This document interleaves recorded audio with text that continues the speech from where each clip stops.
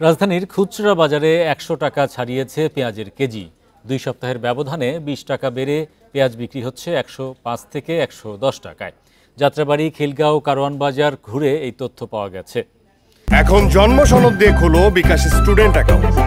নিজের বিকাশ নিজে কর। ভোক্তাদের অভিযোগ, ২-৩ দিন পর পর দাম বাড়ছে পণ্যটির, ফলে অসহনীয় হয়ে পড়ছে জনজীবন। এ সময় বাজারে সরকারের নজরদারি বাড়ানোর কথা জানান তারা।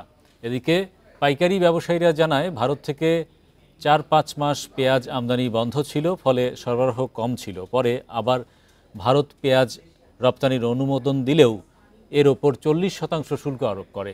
এতেই দেশে পেঁয়াজের দাম বেড়ে যায়।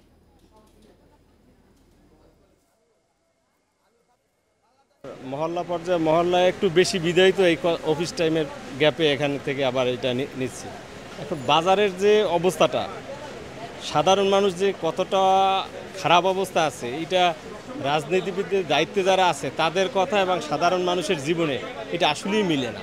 কারণ বাজারে 100 বছর মহল্লা নেই, 100টার উপরে কিন্তু মহল্লা থেকে যারা বাজার জানে। আগে মহল্লা আমরা বেচছি 80 টাকা, মহল্লা বেচছি 100 টাকা। এখন দাম বাড়ছে, আমরাও বাড়ায় বসলে মহল্লা আরও বেশি বেচবো।